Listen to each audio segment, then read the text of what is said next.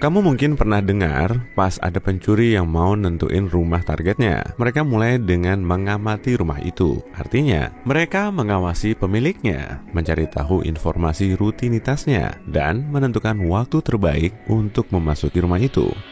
Pada saat mereka siap beraksi, mereka sudah tahu pasti kapan waktunya rumah itu kosong atau kapan si pemiliknya lengah. Salah satu trik yang dipakai pencuri untuk mengumpulkan informasi tentang rutinitasmu itu sangat sederhana, sampai-sampai kamu mungkin gak curiga. Tapi kalau kamu mendengar bunyi berderak pelan di bawah sol sepatumu, berhentilah dan cek ada apa di sana.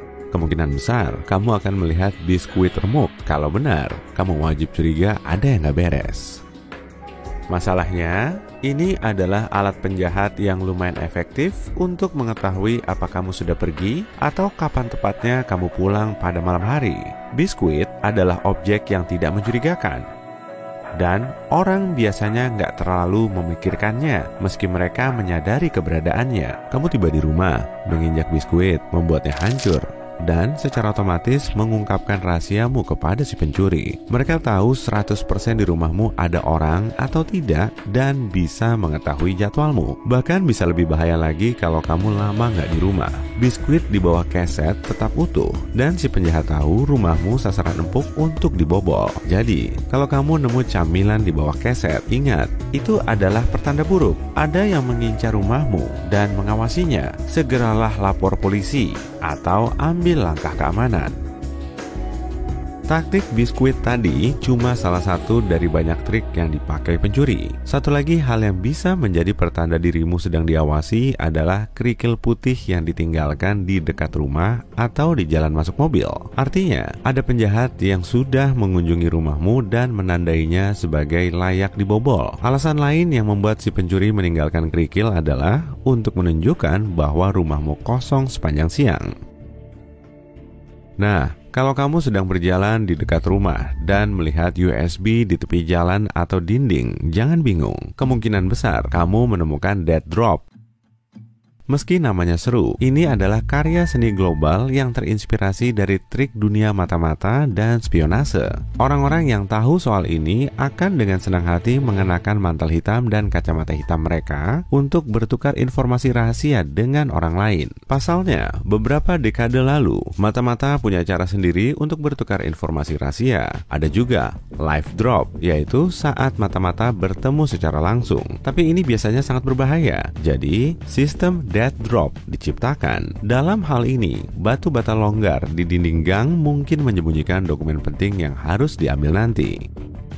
Saat ini, ada lebih dari 1.500 dead drop di seluruh dunia, dan akumulasi data di dalam USB ini mencapai 10 terabyte. Kamu bisa menemukan dead drop di benua manapun yang ada, kecuali Antartika. Mungkin karena di sana nggak banyak tembok ya. Jadi, kalau kamu nemu yang kayak gini, apa yang harus kamu lakukan? Pertama-tama, jangan mencolokkan USB tak bertuan ini ke komputermu. Kita nggak pernah tahu virus apa yang mengintai di sana yang bisa menghancurkan konten hard drive-mu.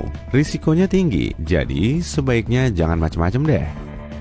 Kalau kamu 100% yakin mau mencoba, amankan dulu komputermu sebaik mungkin.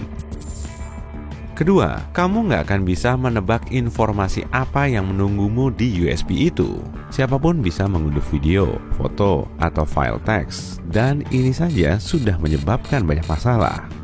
Omong-omong, apa kamu pernah dapat paket berisi USB? Mau apapun yang kamu lakukan, jangan colokkan USB itu. Kasus seperti ini makin sering terjadi di Australia. Polisi memperingatkan orang-orang bahwa peretas telah menemukan taktik baru. Mereka menaruh USB asing ke kotak surat. Tak heran kalau perangkat ini mengandung malware yang bisa merusak komputermu. Para peretas memanfaatkan rasa ingin tahu manusia dan pastinya berhasil. Orang-orang nggak bisa melawan keinginan untuk memeriksa isi hadiah misterius ini. Akibatnya, hampir setengah USB yang diterima lewat pos akhirnya dicolokkan. Setelah itu, orang-orang mulai mengalami masalah serius dengan laptop dan komputer mereka. Misalnya, media penipuan mulai menayangkan penawaran layanan, atau ada virus komputer yang merusak file dan program di dalam PC. Jadi, jangan sentuh USB gratis, oke? Kamu pulang dari mall, kantor, atau bandara dan pergi ke tempat parkir untuk masuk mobil. Kamu membuka pintu mobil dan memasukkan kuncinya ke kontak. Saat mau menyalakan kendaraanmu dan pergi, kamu melihat objek aneh di kaca depanmu. Wah, ada uang 100 ribuan di wipermu. Kamu pasti langsung membayangkan mau belanja apa pakai rezeki nomplok ini. Tapi masa iya ada orang yang nggak sengaja naruh uang di kaca depanmu dan melupakannya sama sekali? Hati-hati, ini sebenarnya hanya tipu muslihat. Karena begitu kamu keluar dari mobil untuk ngecek uang misterius itu, si pemilik uang tadi akan beraksi. Mereka akan masuk ke mobilmu dan gaspol dengan kecepatan mobil balap. Soalnya, pasti kita nggak bakal terpikir untuk mematikan kunci kontak mobil dan membawa barang berharga keluar saat turun dari mobil untuk mengecek uang di kaca depan. Akibatnya, dalam waktu kurang dari semenit saja, kamu akan kehilangan mobil, dompet, dan dokumen, plus terdampar di tempat parkir. Baru-baru ini, orang-orang juga menemukan pakaian seperti kemeja tergeletak di kaca depan atau terbungkus di wiper. Kalau kamu pernah menjadi salah satu orang ini, jangan jatuh ke perangkap ini dan jangan coba memindahkan objek tadi. Masuk saja ke mobil dan pergi secepat mungkin dari tempat parkirmu. Pakaian yang tampaknya salah tempat ini sebenarnya adalah alat tipuan baru yang dipakai perampok dan pencuri. Cara kerjanya begini, saat kamu melihat pakaian atau kain yang menghalangi gerak wipermu atau menghalangi pandanganmu, reaksi pertamamu pasti melepasnya. Tapi waktu kamu sibuk membuka dan mencoba memindahkannya, si penjahat punya banyak waktu untuk menyergapmu. Tempat paling umum untuk penipuan semacam ini adalah lapangan parkir. Tempat seperti ini biasanya sangat gelap dan sepi, yang artinya cuma ada sedikit saksi dan ada ruang gelap luas bagi si penjahat untuk menunggu. Kalau suatu hari nanti kamu pulang dan melihat grafiti atau tanda di pintu atau rumahmu, segera lapor polisi. Meski cuma kelihatan kayak prank anak-anak iseng atau coretan sederhana, sebaiknya kamu hati-hati daripada menyesal.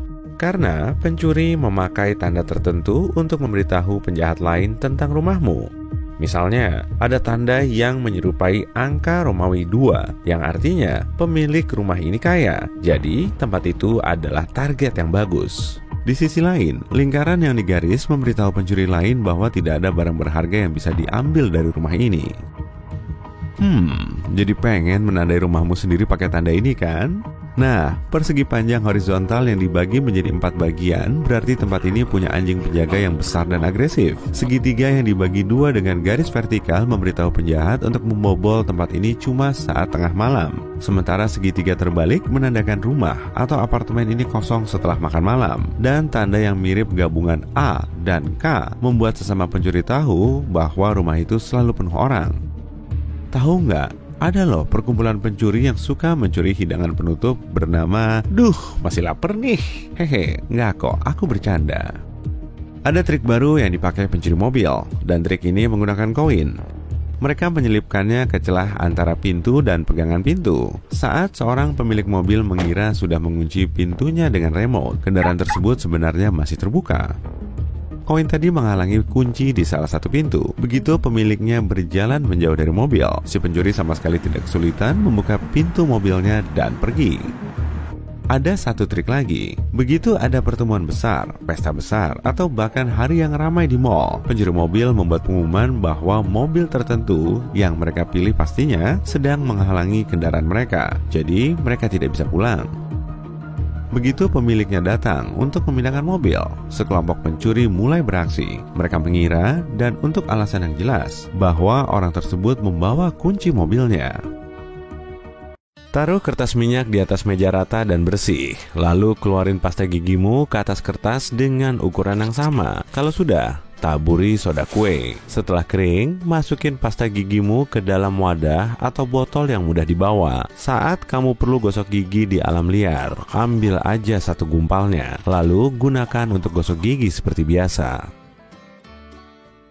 Biar bumbu yang kamu masukin ke keranjang piknik gak makan tempat, pakai sedotan aja buat bikin versi mininya. Potong sepertiga sedotan. jepit salah satu ujungnya dengan tang, lalu bakar ujung yang satunya. Kemudian, masukin bumbu favoritmu pakai corong dapur. Setelah terisi, bakar ujung sedotan kayak tadi. Namai bumbunya, kemudian taruh di wadah kecil. Kalau sepatumu basah saat kamu menjelajah alam liar, cari batu yang pas. Panasin batu tadi sampai mendidih. Kemudian masukin ke sepatumu. Pelan-pelan aja ya, batunya masih panas. Gunakan penjepit makanan atau sendok sayur buat ngambil batu itu. Sepatu akan cepat kering. Tapi kalau kamu nggak mau repot-repot ngerebus batu, masih ada cara lain kok. Ambil botol plastik, tuang air panas, kemudian balut dengan tisu. Taruh botol ini ke dalam sepatu, lalu tunggu selama 30 menit. Seharusnya sih sepatumu udah kering dan bisa dipakai lagi.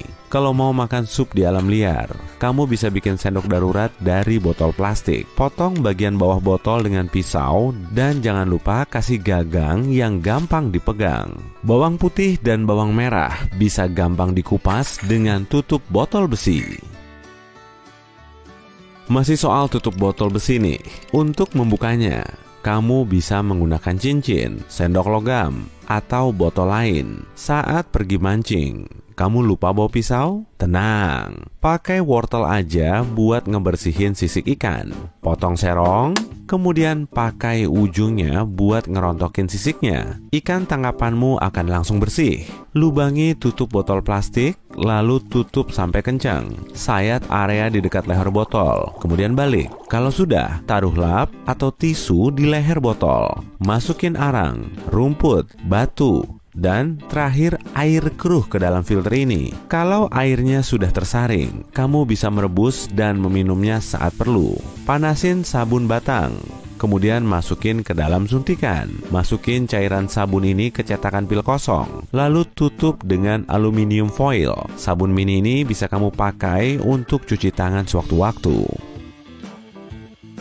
Agar pedi panggangmu lebih empuk, buat rongga di tengahnya, kemudian masukin balok es. Tunggu sampai esnya mencair, kemudian masak seperti biasa. Saat kemah, kamu bisa loh menyulap ember dan tutupnya jadi mesin cuci. Lubangi bagian tengah tutup ember buat masukin plunger. Tuang deterjen laundry ke dalam ember. Masukin air dan pakaian kotormu, kemudian tutup. Kamu bisa nyuci pakaianmu dengan plunger sampai bersih. Kalau kamu kesulitan membuang permen karet yang nempel di pakaian, taruh balok es di atasnya. Tinggal tunggu sebentar, permen karetmu juga akan lepas sendiri. Kamu juga bisa naruh pakaianmu ke dalam freezer selama beberapa saat, sampai permennya lepas sendiri. Mau kemah kok malah bawa wadah sabun cuci piring gede sih? Nggak perlu. Tuangin aja deterjen cairmu ke tisu tipis hingga rata. Potong tisunya jadi kotak kecil-kecil. Kemudian masukin ke dalam wadah anti air. Kalau kamu mau nyuci piring, taruh aja potongan tisu ini di spons basah. Selagi menyusuri hutan, kumpulin ranting pohon berukuran kecil. Bawa semua ranting ini ke dekat tendamu. Lalu cuci dan potong sama panjang. Susun di dalam mangkok. Kemudian rekatin pakai lem. Tempat buah estetikmu udah bisa dipakai. Kalau kamu kesulitan ngebuka tutup kaleng, coba deh pakai trik ini. Rekatin selotip hingga mengelilingi tutupnya, kemudian tarik perlahan. Kalau cerekmu dipenuhi kerak, masukin air dan taruh potongan lemon. Kalau sudah, rebus airnya, kemudian cuci cerek itu sampai bersih. Kalau kamu kelaparan di alam liar tapi nggak bawa pancingan, coba trik memancing ini aja. Ambil botol plastik besar, potong bagian atasnya, kemudian balik. Jangan lupa pasang tali di kedua sisinya. Taruh remahan mie instan ke dalam botol, kemudian masukin ke sungai. Perangkap ini pasti akan menarik perhatian ikan. Bikin korek apimu nggak gampang mati oleh angin kencang. Bungkus batang korek dengan tisu, kemudian masukin ke lilin cair. Tunggu hingga kering agar korekmu bisa siap digunakan. Pakai pisau cukur biasa untuk bikin taburan coklat pada es krim dan kopimu. Siapin kaleng dalam jumlah genap. Kemudian cat dengan warna favoritmu. Kalau sudah, lem pada kedua sisi talenan dan beri tali sebagai pegangan. Pakai wadah ini untuk naruh alat makanmu saat kemah ya.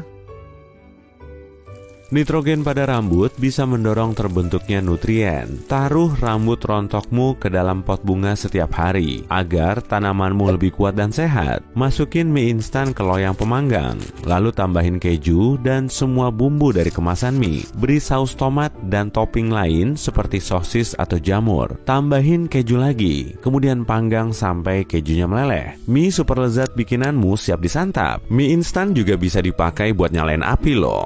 Ambil cup kertas sekali pakai, kemudian lubangi sisinya dengan jarum. Sayat dasar cup dengan pisau ngebentuk tanda plus, kemudian pasang cup pada rangkaian lampu. Ulangi langkah yang sama pada cup lain, hingga lampu estetikmu siap dipasang. Kamu juga bisa berkreasi dengan mengecatnya sesuai selera. Wadah telur bisa dipakai buat naruh saus. Celupin akar mawar ke dalam madu, kemudian masukin ke dalam kentang dan pangkas cabangnya. Kalau sudah, pindahin kentang ini ke pot. Jadi gini caranya nanam mawar di dalam pot. Gosok sepatumu dengan odol dan sikat gigi agar bisa sekinclong gigimu.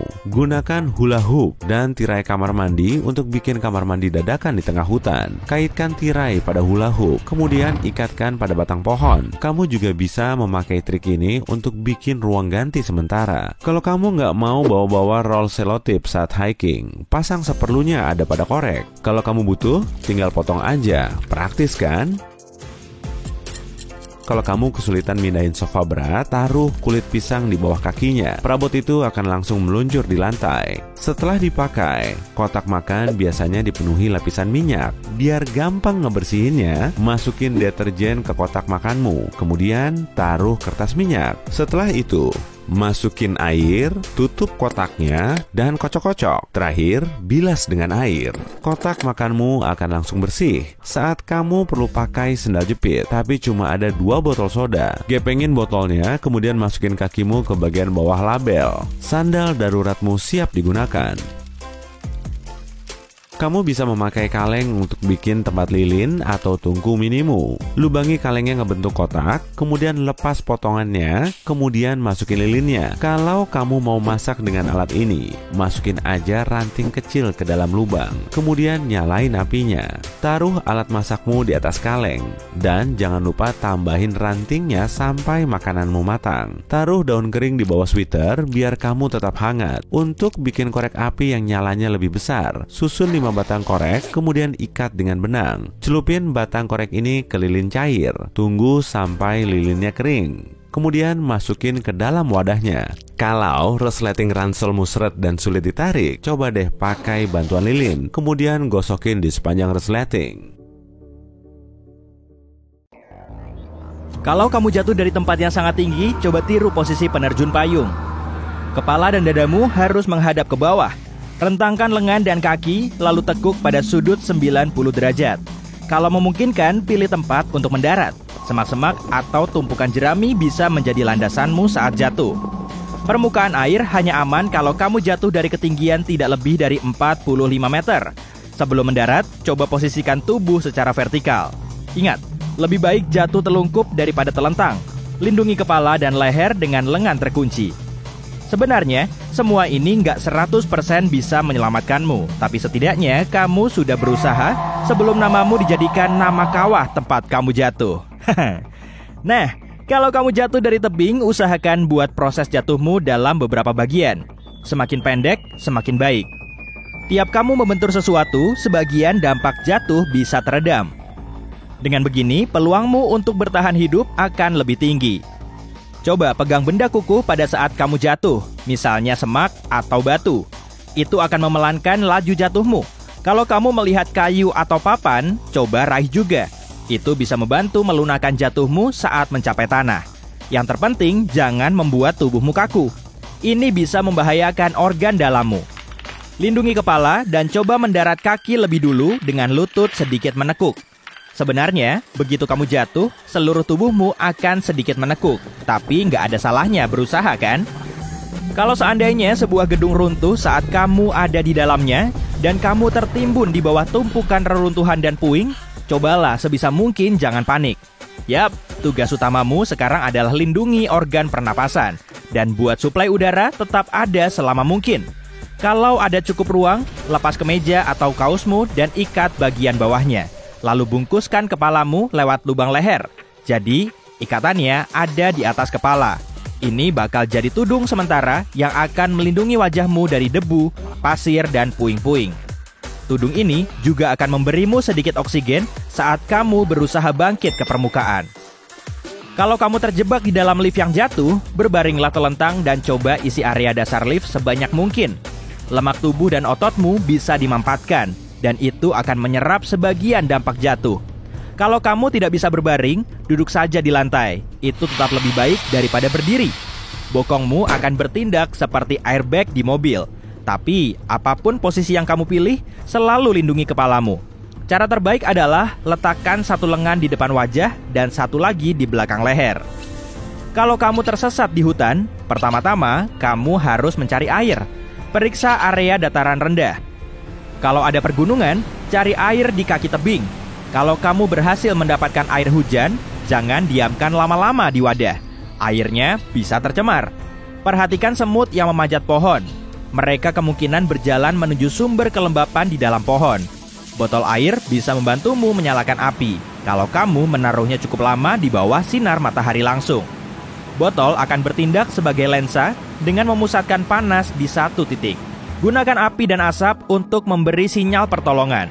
Tutup api dengan ranting besar atau wajan selama 3-4 detik. Ini akan mengumpulkan asapnya, lalu lepaskan kepulan asap itu. Kalau kamu jatuh di air es, coba kembali ke tepinya. Jangan berusaha keluar dari sana dengan mencengkeramnya. Tepi es akan terus pecah, dan ini akan membuatmu cepat lelah. Tendangkan kaki di dalam sampai tubuh berada dalam posisi horizontal di air. Setelah itu, keluar dari air dan naiklah ke es.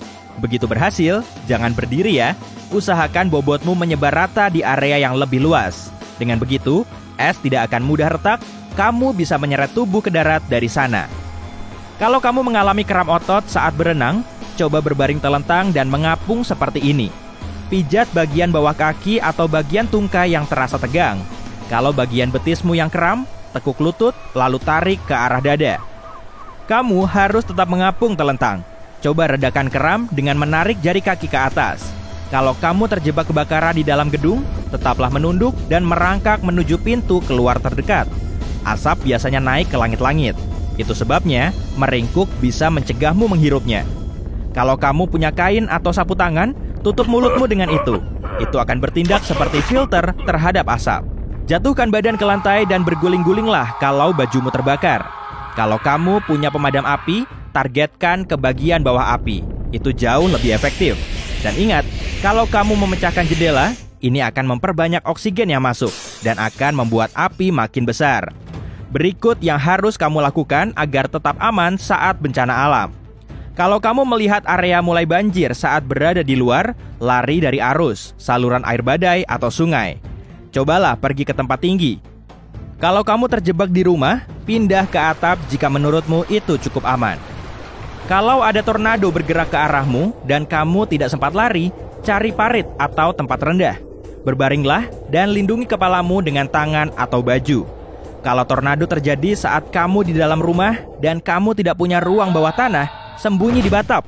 Gunakan bantal untuk melindungi kepala dari puing-puing yang mungkin berjatuhan. Pipa-pipa di dinding kamar mandi bisa menambah kekuatan bangunan. Tapi, kalau kamar mandimu punya jendela atau dinding yang menghadap keluar ruangan, pilih tempat yang lebih aman, misalnya lemari. Semakin banyak dinding yang memisahkanmu dari tornado, semakin baik. Kalau kamu berada di luar saat badai dan tiba-tiba merasa rambutmu berdiri, itu pertanda petir akan menyambar. Kulitmu mungkin mulai geli, dan kamu akan mendengar suara klik atau dengung. Langsung berjongkok dan letakkan kepala di antara lutut. Meski kamu harus berada serendah mungkin, jangan berbaring. Sebaiknya, hanya telapak kakimu yang menyentuh tanah. Rapatkan tumitmu. Dengan begini, listrik dari petir tidak akan menyebar ke seluruh tubuh, tapi hanya masuk dari satu kaki dan keluar di kaki lain. Tutup juga telingamu dengan tangan untuk melindungi pendengaranmu. Kalau kamu tersesat di gurun, berjalanlah saat pagi-pagi sekali. Dengan begini, kamu bisa menghindari sebagian besar panas matahari. Kalau kamu melihat bukit atau tempat tinggi, daki dan lihatlah sekeliling. Kamu akan bisa melihat tumbuhan, bangunan, atau jalan. Sedangkan saat malam hari, itu mustahil dilakukan. Banyak hewan gurun juga berburu setelah matahari terbenam. Dan inilah sikap yang harus kamu lakukan kalau kamu ada di dekat hewan liar. Kalau ada banteng yang menyerangmu, diamlah sampai dia mendekat, lalu lempar kain ke arah berlawanan. Banteng bereaksi terhadap gerakan. Melempar topi atau baju jauh-jauh darimu akan mengalihkan perhatiannya. Dia akan mengejar benda yang bergerak itu. Kalau hiu mendekatimu, jangan menjauh dengan panik. Kamu malah akan kelihatan seperti mangsa hewan itu. Tunggu sampai hiu lebih dekat, lalu pukul dengan tinjumu. Incar mata, hidung, dan insangnya. Itu adalah area rentan di tubuh hewan ini. Kalau kamu berpapasan dengan kawanan anjing galak, alihkan perhatian mereka dan menjauh perlahan. Kalau salah satu anjing itu masih menyerangmu, letakkan benda di antara kamu dan rahang hewan itu. Sekarang, katakanlah kamu tidak sengaja mengganggu segerombolan lebah. Lalu mereka mengincarmu. Lari lurus secepat mungkin sampai mereka berhenti mengejarmu. Alternatif yang lebih baik adalah cari tempat berlindung, bisa mobil, rumah, atau bahkan toilet umum, dan sembunyi di dalamnya. Kalau kamu tidak sengaja berpapasan dengan beruang, coba sapa dia. Enggak. Tunggu, sebenarnya semua bergantung pada spesiesnya. Kalau itu beruang coklat besar, jatuhkan badanmu dan pura-pura pingsan. Seharusnya nggak sulit kan? Tapi kalau beruangnya beruang hitam kecil yang jarang menyerang manusia, berteriak dan membuat dirimu terlihat lebih besar, bisa membantu. Kamu juga bisa mencoba mengusir beruang itu dengan pura-pura menerkamnya. Kalau kamu berpapasan dengan ular, coba bergerak sehening mungkin. Dan kalau ada kesempatan untuk menjauh, pergilah. Tapi, kalau kamu tidak bisa menghindar dari reptil ini, membuat suara bising, memukul-mukul dua ranting, atau mengentakkan kaki, mungkin akan membuatnya mundur. Meski tidak punya telinga yang terlihat, ular sensitif terhadap getaran. Dan kalau semua ini terjadi kepadamu di hari yang sama, coba hubungi orang Guinness. Kayaknya kamu bisa cetak rekor.